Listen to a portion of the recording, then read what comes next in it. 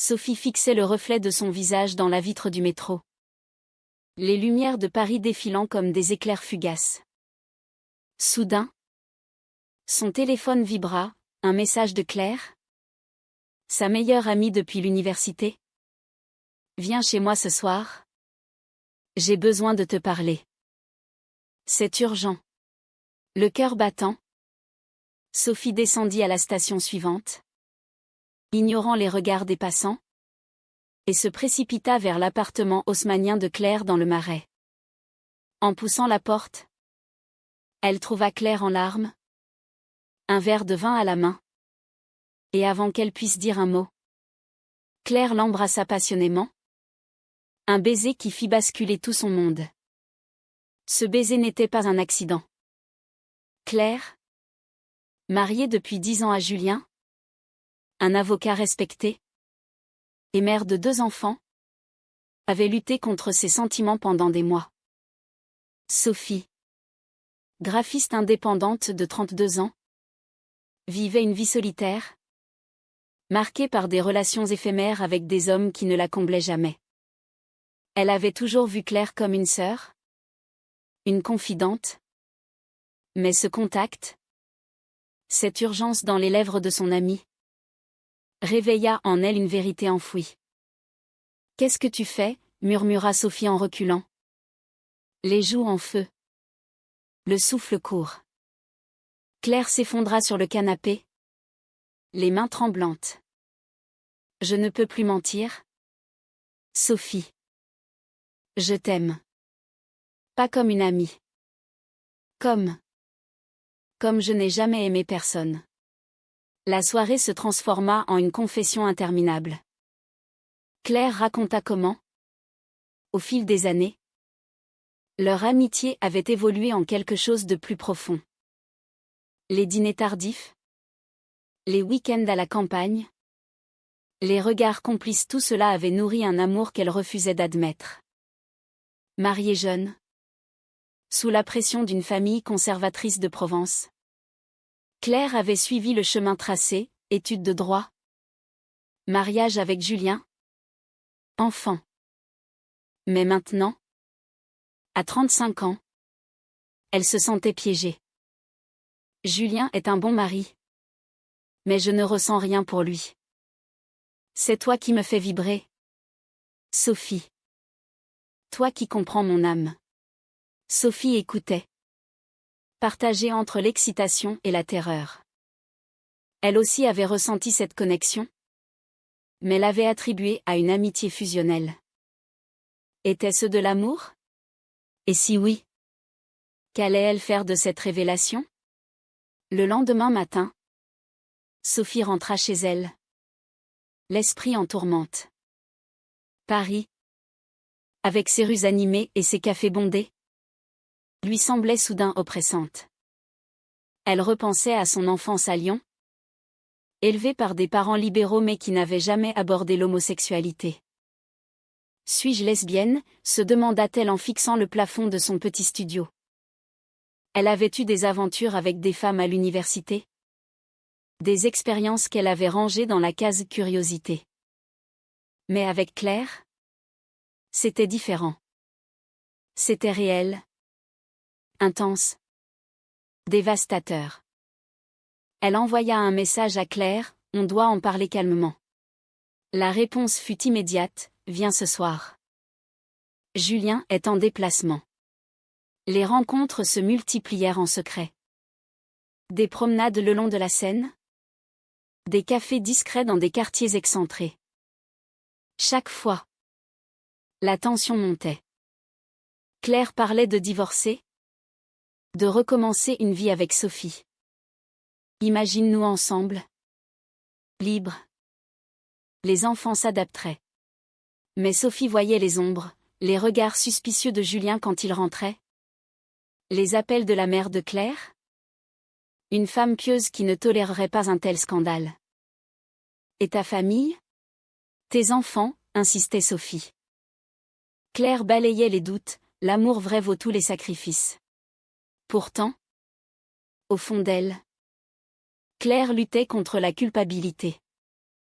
Chaque nuit, En rentrant chez elle, elle embrassait ses enfants, Lucas et Emma, et se sentait monstre. Comment pouvait-elle détruire leur foyer pour un sentiment qu'on lui avait appris à réprimer? Un soir, lors d'un dîner chez des amis communs, la tension explosa.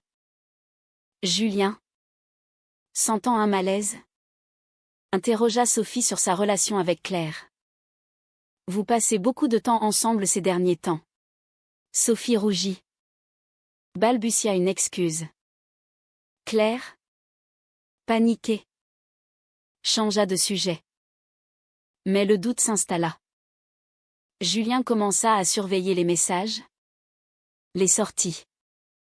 Sophie, de son côté, confia ses tourments à une amie, Marie, une lesbienne assumée qui travaillait dans le milieu artistique.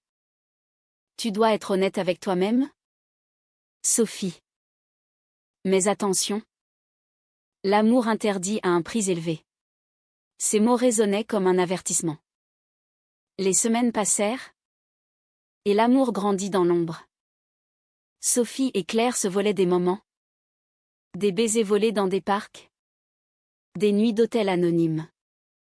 Mais la réalité rattrapait. Claire rata un anniversaire d'Emma à cause d'un rendez-vous avec Sophie. L'enfant pleura. Julien s'énerva. Qu'est-ce qui t'arrive? Claire? Tu n'es plus toi-même. Claire mentit. Mais le mensonge pesait comme un fardeau. Sophie, quant à elle, perdit un contrat important, distraite par ses émotions. Est-ce que ça en vaut la peine, se demanda-t-elle un soir, seule dans son lit. Puis vint le premier grand conflit. Claire annonça à Sophie qu'elle allait parler à Julien. Je ne peux plus vivre comme ça. Sophie la supplia d'attendre, pense aux enfants. À ta carrière. Mais Claire était déterminée. Le soir même, elle avoua tout à Julien. La maison trembla sous les cris. Julien, effondré, accusa Claire d'égoïsme. Tu détruis notre famille pour une lubie. Claire pleura. Mais un bon. Ce n'est pas une lubie. C'est qui je suis. Julien partit en claquant la porte, emmenant les enfants chez ses parents. Sophie apprit la nouvelle par un appel hystérique de Claire. C'est fait. Il sait. Sophie accourut, la serra dans ses bras. Pour la première fois, elles passèrent la nuit ensemble sans peur. Mais au matin, la réalité frappa, des messages haineux de la famille de Claire, des appels d'avocats. Sophie se sentit coupable. Avait-elle encouragé cela? Était-ce son amour qui avait tout brisé? Les jours suivants furent un tourbillon de chaos. Claire emménagea temporairement chez Sophie, dans son petit studio du 11e arrondissement. Les enfants restaient avec Julien, qui refusait de les laisser voir leur mère tant qu'elle ne rentrait pas dans le rang. Claire passait des heures au téléphone avec son avocat, négociant la garde partagée. Je les aime tellement. Sophie. Comment ai-je pu leur faire ça? Sophie la consolait. Mais intérieurement, elle doutait. Était-ce le début d'une vie heureuse? Ou le commencement d'une guerre? La famille de Claire entra en scène. Sa mère, une veuve catholique de Avignon, débarqua à Paris sans prévenir. Claire? Ma fille. Qu'as-tu fait?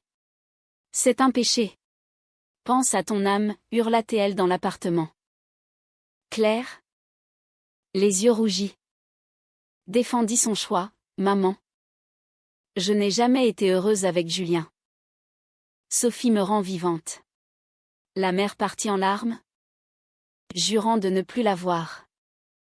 Sophie assista à la scène, impuissante. Elle repensait à ses propres parents, qu'elle n'avait pas encore informés. Et si c'était pareil pour moi, se demanda-t-elle. Au travail, Claire fut confrontée à des murmures. Avocate dans un cabinet prestigieux, elle craignait les jugements.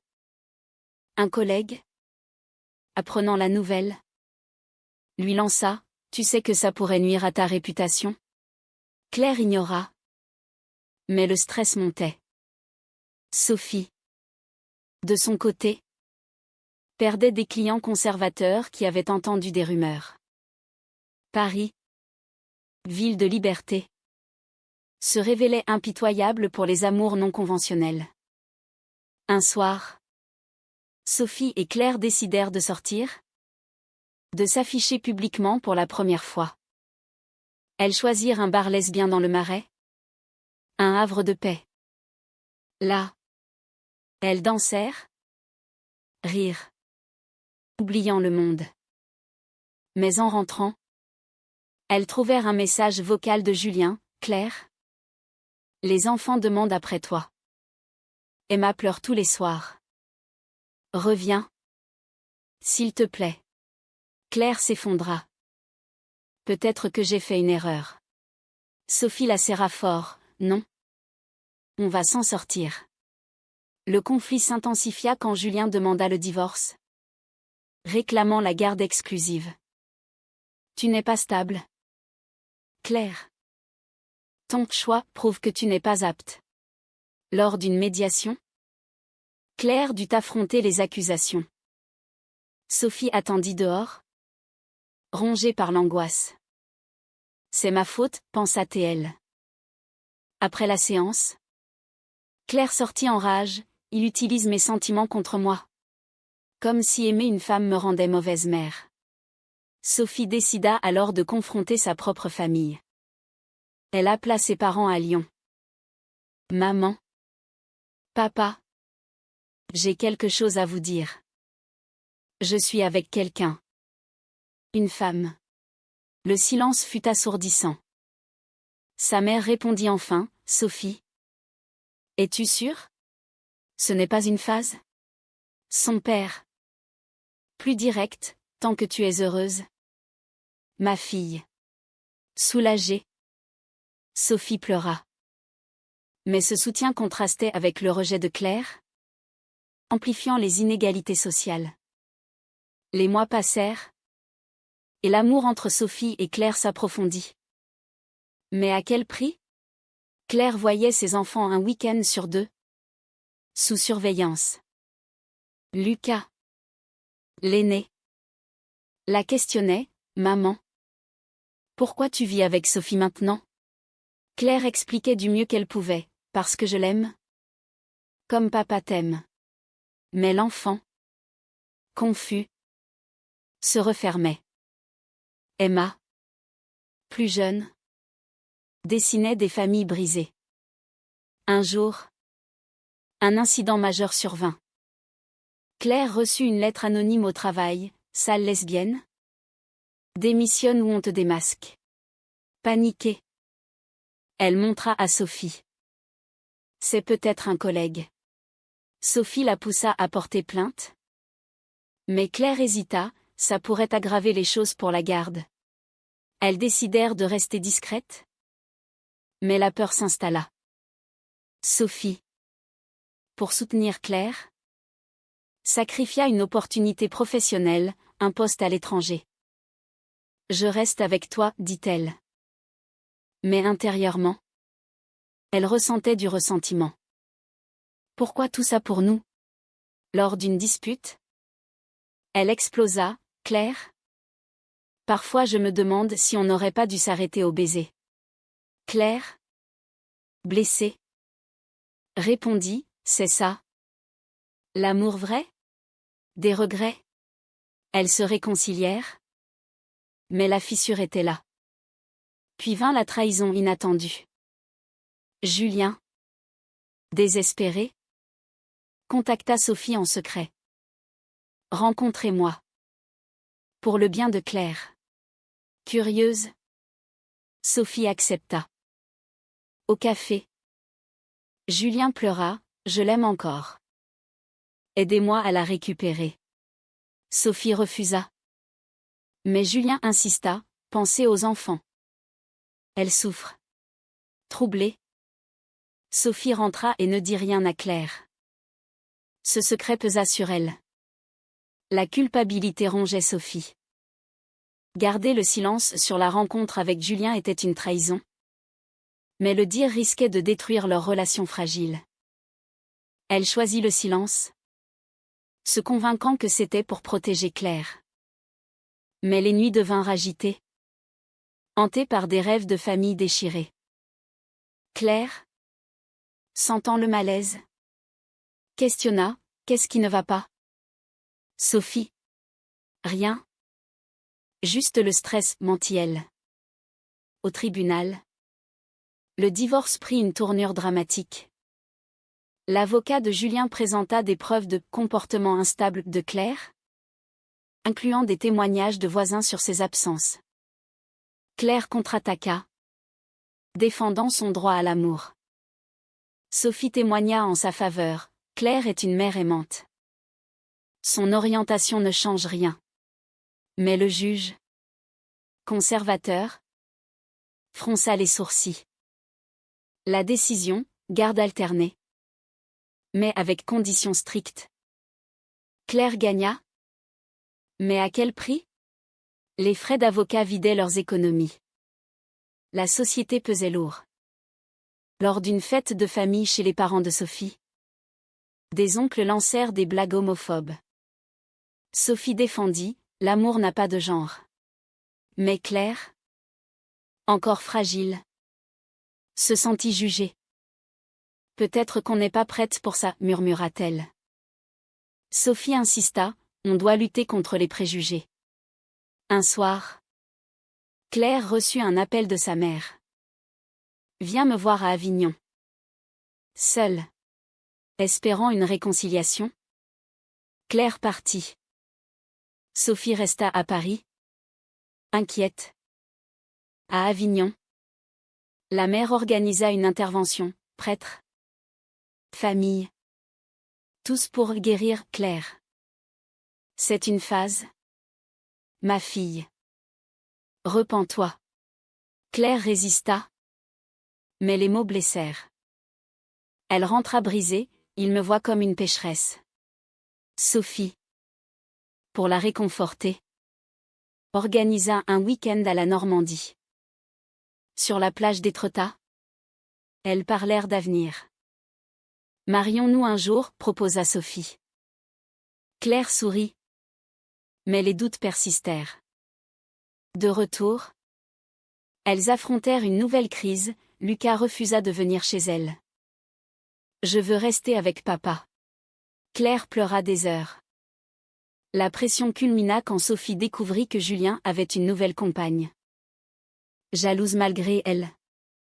Claire réagit mal, il avance. Et moi je suis coincée. Sophie explosa, c'est toi qui as choisi ça. La dispute escalada. Des mots durs fusèrent. Peut-être que Julien avait raison, lança Claire. Blessée, Sophie partit en claquant la porte. Seule dans un hôtel, Sophie réfléchit. Était-ce la fin? Elle appela Marie. Son amie, j'ai peur de tout perdre. Marie conseilla, l'amour demande des sacrifices. Mais pas ton identité. Le lendemain, Sophie rentra. Trouva Claire en pleurs. Elles se réconcilièrent.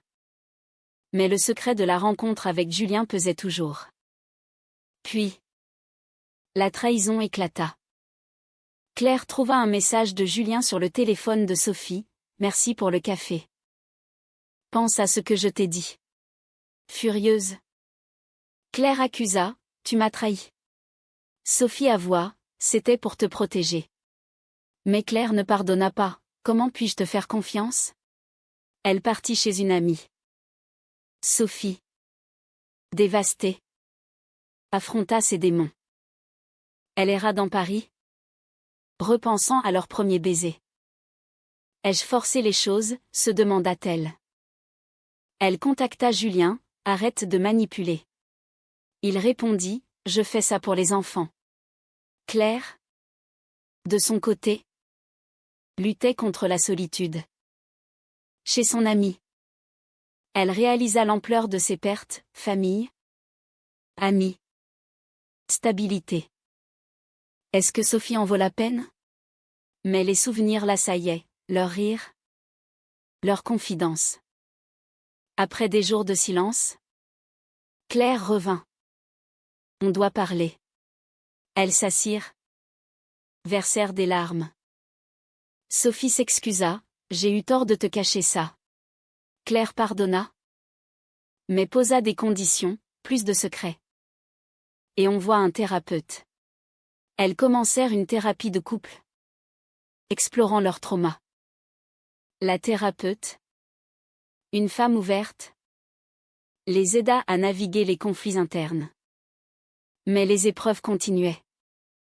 La mère de Claire mourut subitement d'une crise cardiaque. Aux funérailles en Provence. La famille accusa Claire, c'est ton mode de vie qui l'a tuée. Sophie la soutint.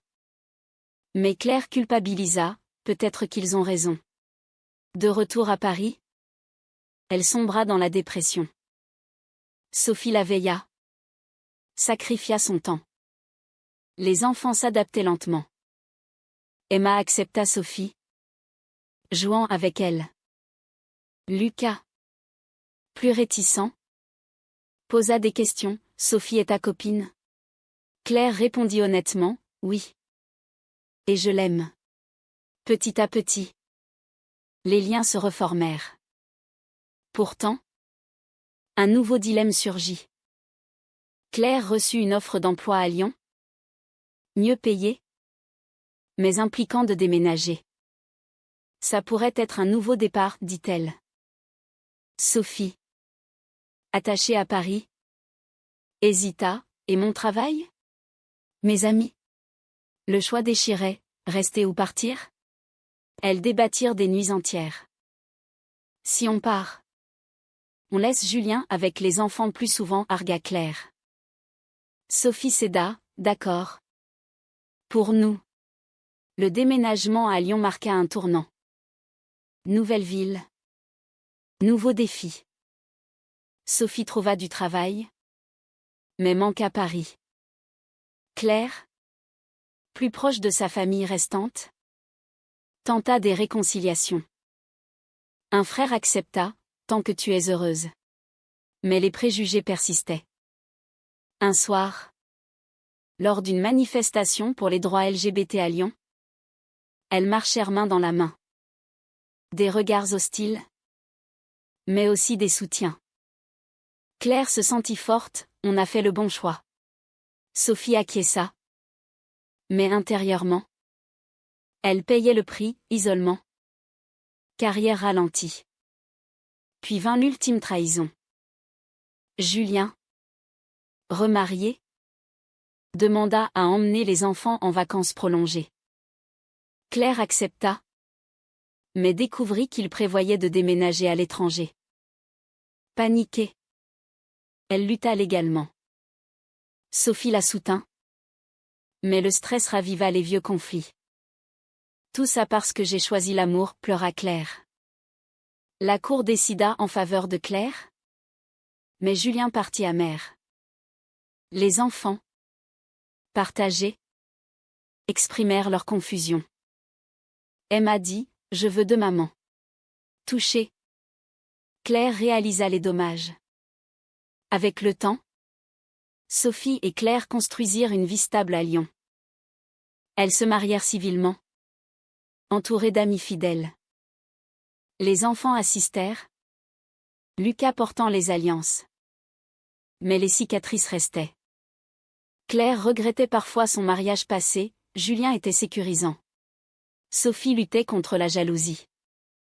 Un jour, Sophie reçut une lettre de Marie, félicitations. Mais souviens-toi, l'amour est un choix quotidien. Ces mots résonnèrent. Elles affrontèrent de nouveaux défis, discrimination au travail pour Claire, solitude pour Sophie. Pourtant, leur lien grandit. Forgé dans le feu. Claire écrivit un journal, réfléchissant à ses décisions. Ai-je bien fait? Les dommages valent-ils la joie? Sophie le lut. Émue. Ensemble, elles décidèrent d'aider d'autres couples LGBT, volontés dans une association. Mais la paix fut éphémère. Lucas, adolescent, rejeta, à cause de toi. On a perdu papa. Claire s'effondra, questionnant tout.